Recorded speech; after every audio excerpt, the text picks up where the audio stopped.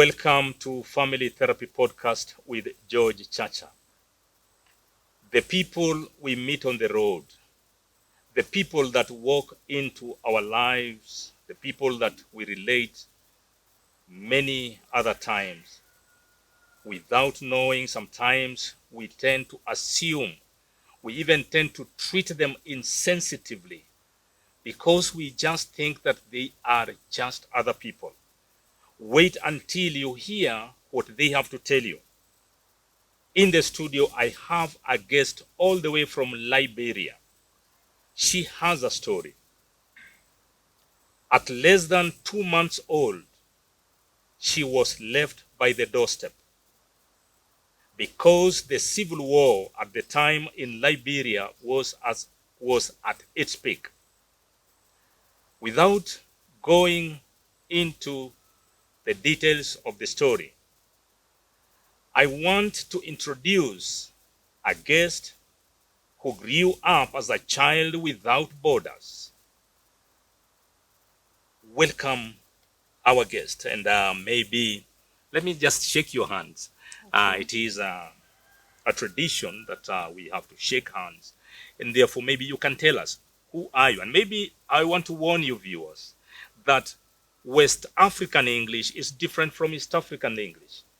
She has an interesting story, but you will need to tune in carefully for you to get the gist of the story. Otherwise, keep watching. So maybe you can introduce yourself, your name. And, Thank you. So I'm Ruth Natasha.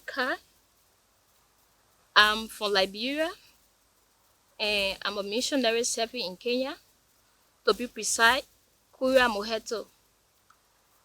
I'm so excited to be on the show today. Welcome. And I'm excited to share my story because my story will be an experience to help other children to get them up to the life they are living, that they feel depressed, because this story of being an orphan make other children get depressed and they make them to be on the street today.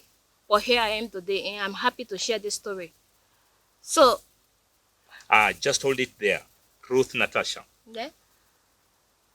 Ruth is an orphan, like she will explain. Her story touched me when I had a conversation with her, and she mentioned something that I felt will be very important for me to call her to the Family Therapy Podcast studio. She looked at a pastor, Thomas Moheto, together with his wife. Then looked at his son, Pastor Ken Moheto, together with his wife, Elnora. And she marveled. To her, seeing elderly parents together with their full-grown children was a miracle. She longed and wished that she could experience the same. Ruth works as a missionary, like she has said, in Korea, specifically in United Methodist Church in Moheto. So, please, go on. So today I will share with you how I was born. I grew up without my both parents. And trust me, I'm a very strong lady because I trust in God. He's always been by my side through it all. So I grew up on the orphanage home. First of all, I was born during the Civil War. And my mother gave birth to me without my father. She was like 9 months pregnant when my father died during the Civil War. And then I was sent to my grandparents when I was 1 month, 2 weeks old. She couldn't stand it by taking care of me alone. She turned me over to my grandparents. And trust me, through all, I've been taking my grandparents to be my biological parents. And these people took care of me at the age of 5 years. My grandfather passed off. After he passed off, and my grandfather worked for the Methodist Church for over a year. So these people saw it as a means of helping back, like paying back for what he had done. So they took me over and they transferred me over to the orphanage home. After I have been transferred at the orphanage home, when they took me there, I felt that this is another home. Everything becomes strange. The environment becomes strange. I knew no one there. Now I've gotten used to my grandparents. Now I've been turned into a different environment where everybody looks strange. Things are just happening strange. But life went on, and we were not treated very, very good at the orphanage home. You know, every orphanage home in Liberia or out of Africa, things have been done their own way, except that you have somebody from another country who is there to control things is when things is in order.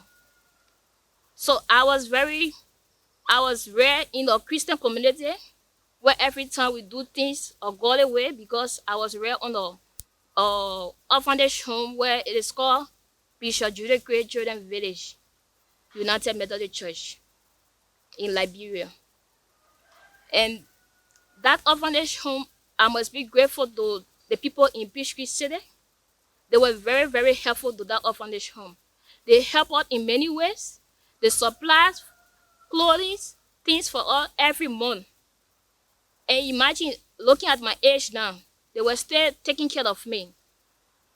And they make us to be at home that we will not think about our parents who are passed off. And about my story I just shared, I grew up without even having a photo of my father. I don't know how he is. If I even know how to describe him, I don't know.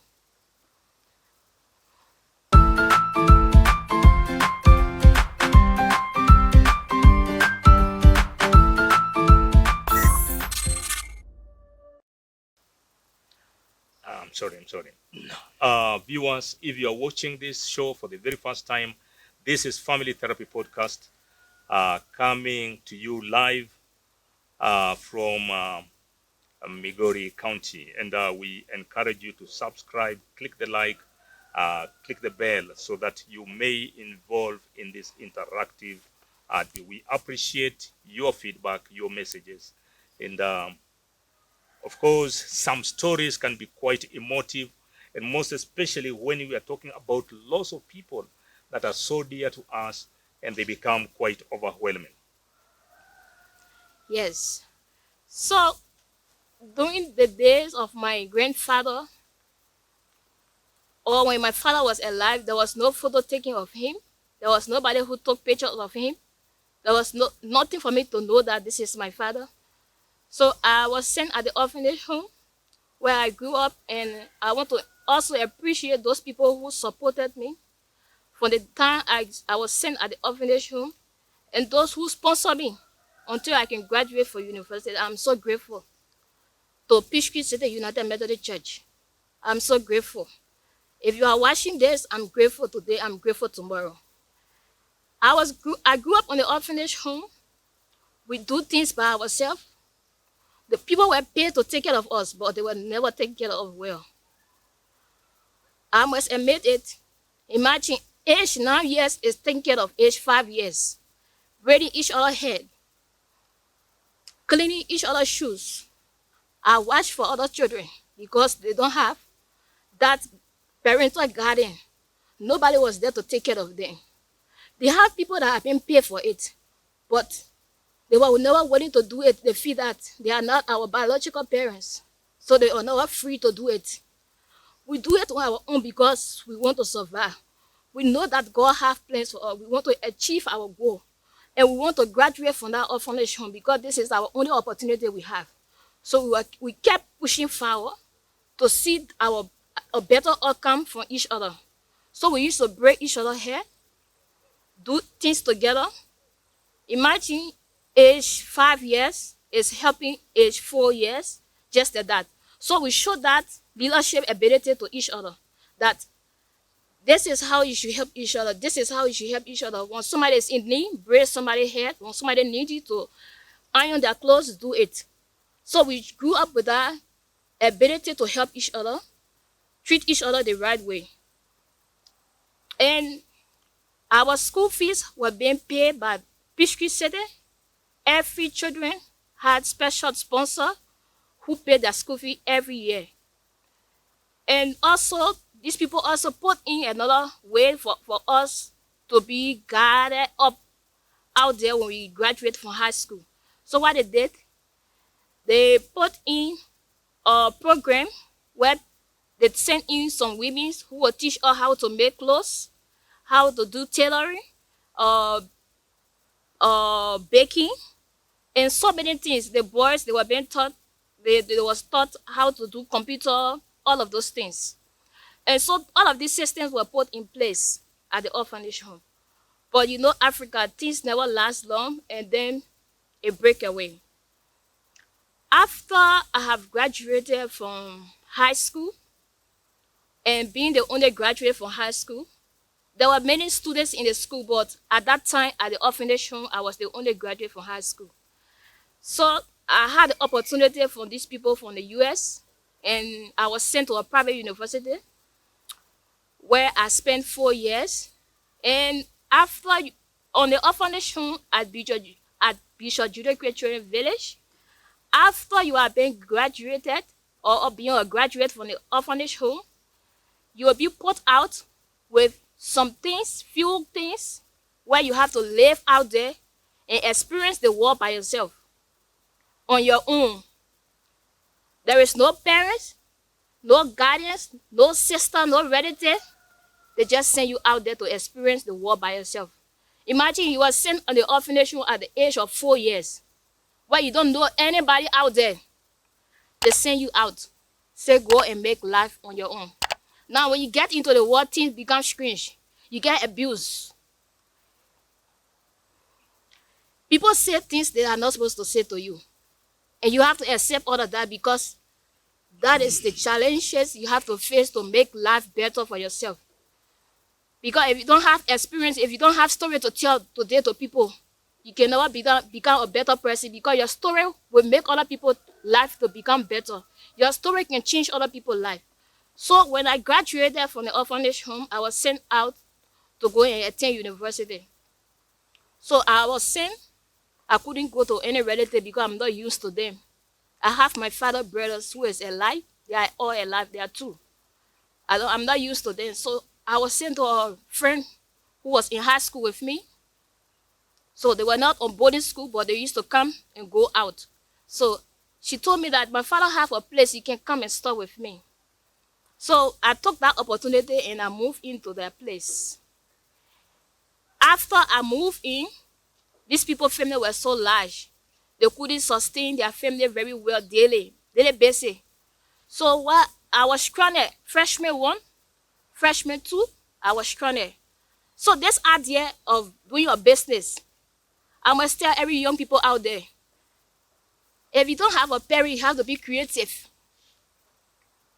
Push forward with what you want to do. Push forward with your dream. Have so many ideas on how to make money. So what I did, I started to do some business where I can transport myself every day. I started selling what Kenya calls simsim, but in my country we call it benensin. So I make the simsim, and I make like a huge bucket full, and I take it on campus every day. And mind you, the school never allows anything like that to enter the school campus. So what I do, I put it in my bag and lock it up so they cannot notice what is in my bag. And I will take it on school campus and sell it for 20 bob. Each simsim costs 20. So if I make like 25 pieces, you should know that I will have 1,000 as my profit. And the balance one is my principal, where I'm buying the sugar and the simsim. So this is how I was making money while I was attending university. And it never stopped there. When lecturers are requesting for pamphlet, go and do assignment, go and do this. You know how they request for a lot of things. We are going for features. You are supposed to pay 2,500. Where will I get that? So I decided to do another business. I added to that one. I started boiling cassava. I boil cassava and put in my bag. And I take it and sell it at the same time selling the same thing. So I have my friends, you know, every university student, they have their working mates where they walk around the campus. So I collected 3 friends that I had of my bestie, and they were helping me during time. For them, their parents have money, but they will also help me because of my situation. They were helping me sell these things faster and then I raise the money and put in my bag and keep. So this is how I was surviving. So though family members, some relatives try to pop in, but it just once in a while. Like a year, I would just have one person will pop in to say, "Oh, you can have this to help yourself with school," and I would say thank you. But this is how I keep pushing forward until I graduated from Adventist University of West Africa in Liberia, and I graduated with a BSc in nursing. And again, I want to be grateful to Peach Creek City United Methodist Church. They were so helpful to me during this time. And the school fee is so high in my country. University school fee is very high. So I must be grateful. No matter the training or the torture I went through at that orphanage home. But God being faithful, He have a reason for my story to go like that. Other people's story is very smooth. Other people were born in a rich life. But God get a reason for everybody's story to be different. God have a reason for other people's story to be something to transform somebody's life. Your story can change somebody's life. Your story can break yokes from over somebody's life. Somebody is depressed right now because they think that life is over. But your story can transform somebody's life. This is my story. But I have been strong. Imagine at that orphanage home, I was braiding a Ghanaian family's hair every week just to get money. Because the day our sponsor don't have money to send in Liberia for support, the orphanage began broke. We eat white rice. We eat food that we are not certified to eat, but we eat to survive.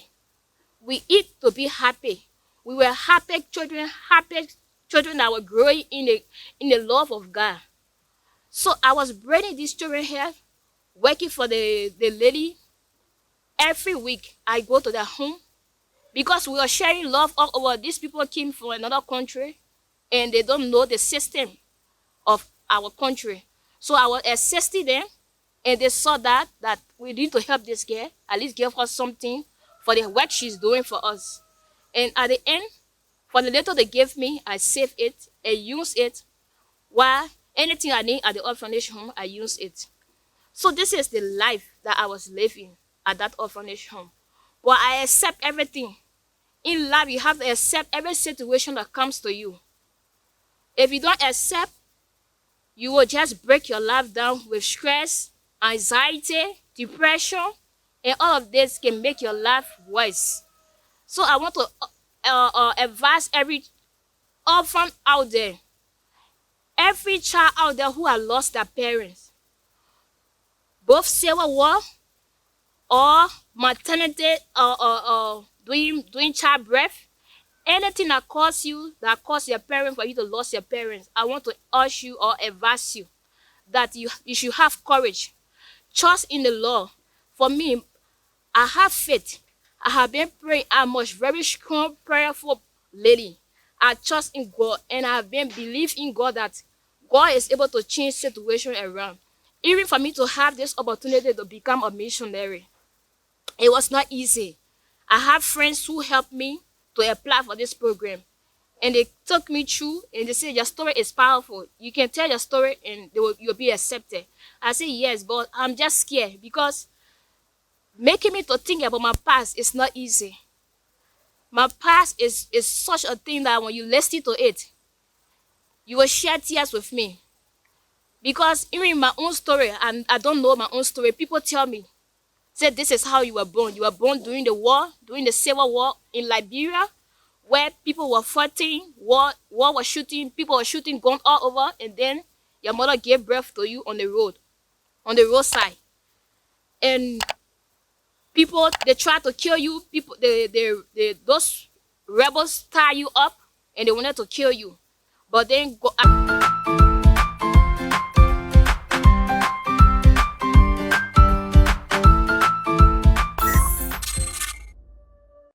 as God could have it, God saved your life, and your grandparents took you over to another place. So they share all of this story to me. Who will I believe? Because I don't know my own story. Who can I trust? Because I don't know my own story. And lastly, I want to share with you, I got to know my mother. You will never believe it. I got to know my mother at the age of 21 years old when I was graduating from high school. And I never knew my own age, imagine. So it was a story that when she started to tell how she left me, how she was passing through difficulties, imagine I was breastfed by another mother. I don't know my own mother too good. I'm sorry. This is Family Therapy Podcast. It is harrowing, the things that many people go through. How I wish that we as human beings sometimes will not judge somebody on the table, on the road. Who would imagine that a beautiful girl like Ruth Natasha would have such a heart-rending story to tell? A story that moves tears to flow. Just to remind you that I have had the opportunity, I personally have had the opportunity to work in an orphanage. And thanks to the benefactors who have always supported the orphanages, they put smiles on the many broken hearts and faces. A child smiles, but when you visit the home, when you visit the grandparents, the guardians of that child, it leaves you wondering. How I hope that maybe this episode will provoke someone to spare even a single dollar to help an orphanage that is nearby your place of residence. Otherwise, Ruth Natasha, sorry for that, but again, in psychology, we are told that the more we talk about our pain, the stronger we become. Sure. The more we talk of our sorrowful moments in life, the stronger we become. We draw our strength. So I know even as you shed tears, but you are becoming stronger. So maybe you can explain to us that part, specifically how you met your mother at the age of 21. So at the age of 21 years old, somebody phoned my mother. She had a cook shop, and you call it in Kenya hotel, where she sell food. And this person went to eat, and it's like they knew each other when they were young. And she said, "Are you not the mother of Ruth?" And she said, "Yes. Do you know me?" And then they started to explain how they met in the village. They knew each other. And she said, but I was told that Ruth is graduating anytime soon. And she said, "Do you know her location?" And he said, "Yes, I know her location. She's at the orphanage home right now because the grandfather have passed off. And the grandmother is old. She cannot take care of her alone. So they have to send her at the orphanage home." And she said, and the man told me that she got down on the ground in tears and started to shed tears. And they told her, and they shared contact, where he took her contact and decided to call her for her to know the location of where we were having the graduation ceremony. So everything was in order, and then she followed the direction they gave her for her to be able to attend the graduation ceremony. So on the day of my graduation, I saw her as a relative. I never knew I was sitting with my own mother, who is attending my graduation program.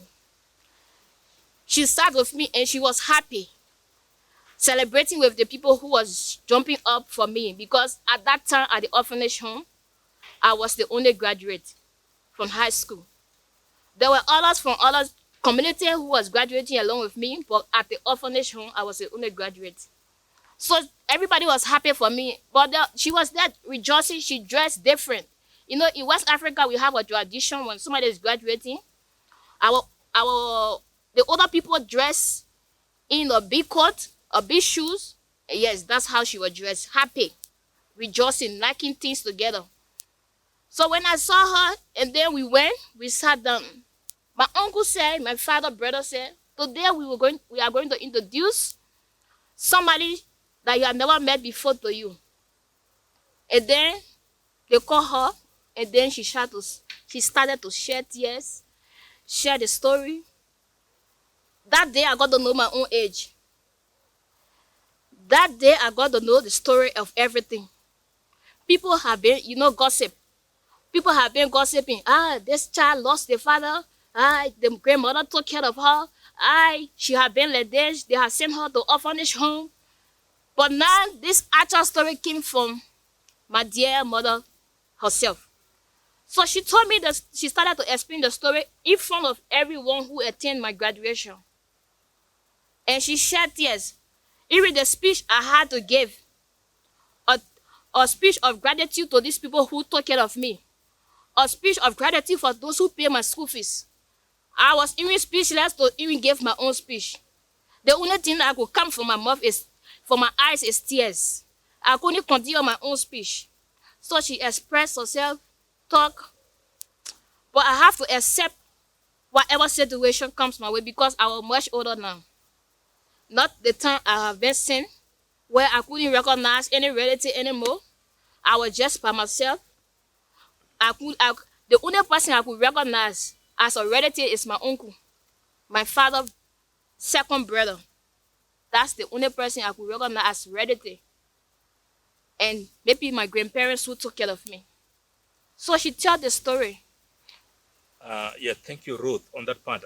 How did you feel? I mean, what is the feeling? How can you describe the feeling inside you when she was introduced to you as your mother? Were you very excited? Were you like sad? How did you feel towards your mom?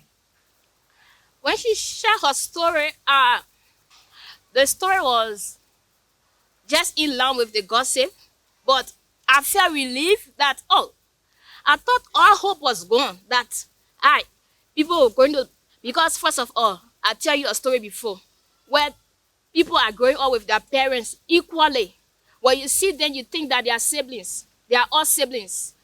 But for me, I growing up just with friends, relatives, and not knowing my own parents. So when she shared the story with me, and I got to know that this is my mother, I was happy. I was happy that at least my father is gone, but I have a mother. My father is gone, but I have somebody who can at least share my story that I'm not just a complete orphan. At least I have one parent who is alive. So when she shared the story, I was happy that I have a mother, but I was a little bit sad. Why would she turn me over to somebody, to not just somebody, but my grandparents who was getting older, to take care of me? Why herself couldn't take care of me? Sure, in case you have given me and maybe malaria or some kind of sickness have killed me. Why was she rather in search of me? A lot of questions started coming. Was she rather in search of me? Was she rather thinking about me, about taking me? But some of her answer because I tried to ask some of those questions, I asked her, just me, I asked her. And some of her answer was, she tried looking for me, she couldn't find my location.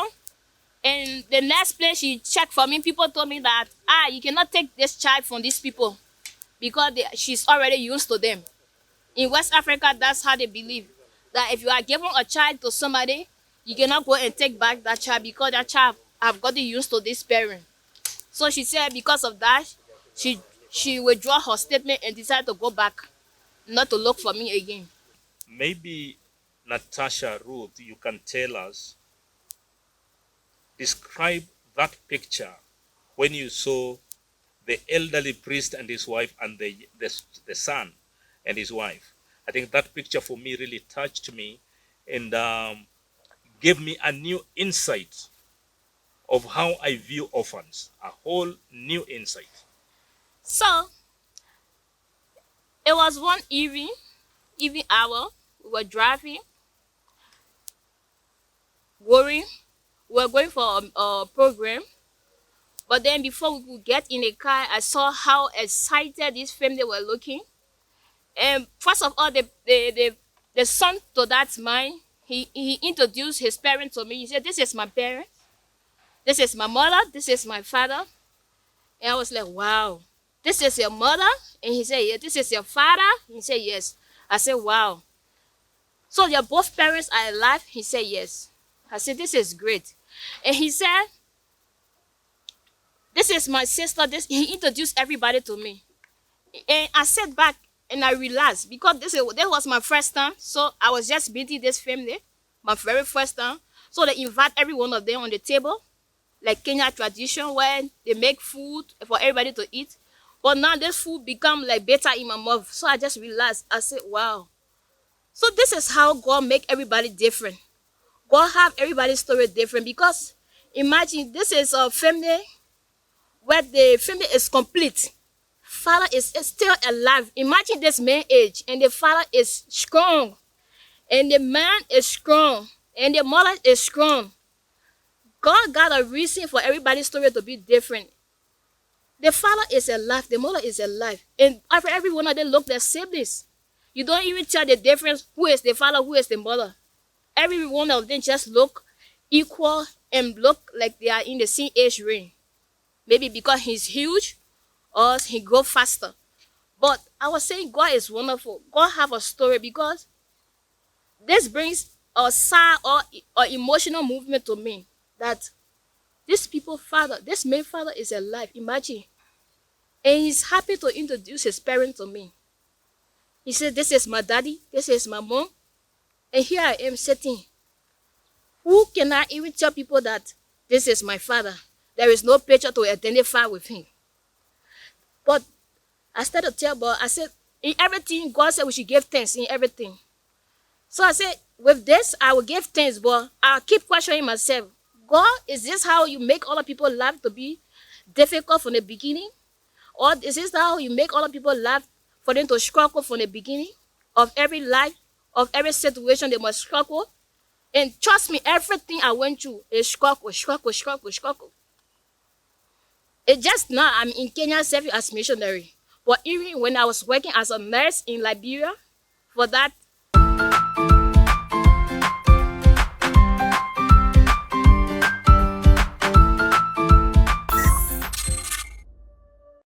one year, some months, I was still going through difficulties. I was helping somebody else just to survive. I was working because the salary was low, but also I was there helping somebody just to sleep, to get a place, a shelter to sleep. Because if I use my salary to pay rent, to buy food, it will be nothing. So nurses are just only paid no matter your degree or master, PhD, it's just for free. In Africa, we are not paid well. So what I did was help somebody and get shelter for them. At least then I can know how much I earn at the end of the month. Then I can know how much I have to save in the bank at the end of the month. So when I saw this family, I was saying, wow, God, you are wonderful. You saw what you had missed your childhood. I missed that a lot. And the mother is serving this guy, taking food to his table for him to eat. And I was like, wow. So how childhood life is really like, because I've never experienced that. How can for a mother to serve a child? I've never experienced that. Even at the orphanage home, they serve our food. If you don't pick your food, those rats and cockroaches will come and eat it. So you have to know the time when to pick your food. So you have to know the time. They will not ring bell for you. Just know the time that your food is ready. Even if they make those food, come and take your food. Come and collect your food. There is no nice manner. The food is ready. Come and collect your food. There is no nice way of presenting our food, telling us nice things, nothing. So when she was doing that, it make me to think. And I don't like to think about the past. So that story make me to think when I saw that family doing things together, the father saying, sharing story with the son, and they all laughing. That food was better for me. The food they brought at the table, I was just looking. And they have to call my attention. Can we eat? But I never share with them what I was thinking. Can we eat? Your mind, your entire being was in the picture of that family. Yes. Well, Ruth Natasha, thanks so much for that part, but we'll be coming back in just a moment. I'm interested to know the challenges that you might have gotten at the university. In the Kenyan universities, students normally uh, have lost their items one time or the other. You find a student actually losing his or her laptop, his or her shoes, actually the entire suitcase containing his or her personal effect has been stolen. Did you ever come across, is there that kind, do you experience this situation in Liberia? Is No. there theft in the Liberian university? Um, I would say there are some things young people do. Like, I have struggled to sell Sim Sim, and I buy my pamphlet. That was the hardest moment of my life. I struggled to sell Sim Sim and buy a pamphlet for study. That pamphlet cost me like 450 shilling. And how much am I making for this Sim Sim? Maybe 900, 1,000. And 450 shilling I sacrifice. It was better for me to just release that. And I released to buy this pamphlet. This guy collected my pamphlet and put at the back of the shirt, because when we are searching the bag, so we can notice that it's in the bag. And, and I couldn't do anything about it. This is Family Therapy Podcast with George Chacha. Ruth Natasha has shared with us her very emotive life. And my challenge to those who are viewing, and most especially the young people, next time you think of taking or stealing, let me be precise, something from a fellow student, mind where this student could be coming from. You could be stealing from an orphan. You could be stealing, you could be taking from somebody whom you are even supposed to give. And to the young people, because I know, since I have been to university setup, I know even situations where students have to sleep with their laptops chained to their hands to avoid or prevent them from being snatched away. Ruth Natasha has shared with us how she lost her pamphlet that she has worked so hard to get, and somebody snatches it away. Now, maybe you could also share with us, for example, like if you had an advice you wanted to speak to, I know you have mentioned about encouraging the young people, especially those who are orphans. What message do you have to those students, the young people who have parents? And two, what message do you have for the general society in regard to children who could be orphaned? Students and those who have parents, I want to urge you that you take advantage of you having a both parent. Even being a single mother, for your mother to be a single mother is another problem. So if you have both parents alive, take that as an advantage to do whatever they tell you to do. Take that as advantage that if they are paying your school fees, focus and learn to the best of your ability, because that's whatever sense they are using to pay your school fee is allowed. School fees nowadays is too much in every African country. Even in Liberia is worse. School fee is high. So if your parents are paying your school fee, take that as an advantage to make them happy that you can do better, that they will be happy to release whatever they have. Your parents are in the farm every day, sweating to make sure you enter university, sweating to make sure you finish with high school, sweating that you will become a better person to take them from in that struggle they are going through to support you in school. And this is another encouragement, that love your parents, respect them, disregard their behavior, whatever they do to you, love them. Do not discuss your parent out there. Do not discuss how they are not treating you right. They are not paying your school fees. Do not discuss them, but love them. Cherish them, because other people wishing to have what you have. Other people wishing to have both parents alive. Other people wishing to have somebody to call them, oh, how are you doing? Imagine I used to go for a field trip. No one used to call me to say, how is the field trip? How is it going? Are you eating well? Are you sleeping good place? No one was asking such questions. So if you have a parent who is doing that, take that as an advantage. Take it very strong, because others are out there in other African countries crying. They don't have their parents around them. Some of them have become a just dealer. They are not smoking on the street. If you go in my country, you'll see a lot of people who have been, the Civil War have affected them, and now they are on the street smoking. They are on the street drinking alcohol. They have not become useless in the society. Because why? They don't have both parents. Some of them have both parents, but they never take that as an advantage to live a better life. They took that to be in a ghetto, because that ghetto is a smoking area, a just dealing area. What they have become, they have made their life useless. Take that as an advantage. Love your parents. Cherish them for the little they gave you. And those who are orphan, to the general society, those who are orphan, I want to advise you. There are a lot of challenges out there. I'm grateful to God that I never got abused. There are other men who will come to you, elderly men who will come to you to approach you, because you don't have nobody to protect you. Because you don't have anybody to guide you, to say who is touching you, who is abusing you. Tell me the name right now, I will go and call the police. No one is going to say that for you. You are on your own. You got to be strong to say, yes, I'm in the world, but God is there for me. God is beside me. God is going to protect me in everything I do. Have courage, be creative. I will say this again, be creative. Know what you want in life. Know what you want to achieve in life. If you know your goal of life, there is nothing going to move you. I never got peer pressure from any friends. I never get any peer pressure from any friends that I will be distracted because of the situation I faced in life. I was pushing forward. Be creative of doing something.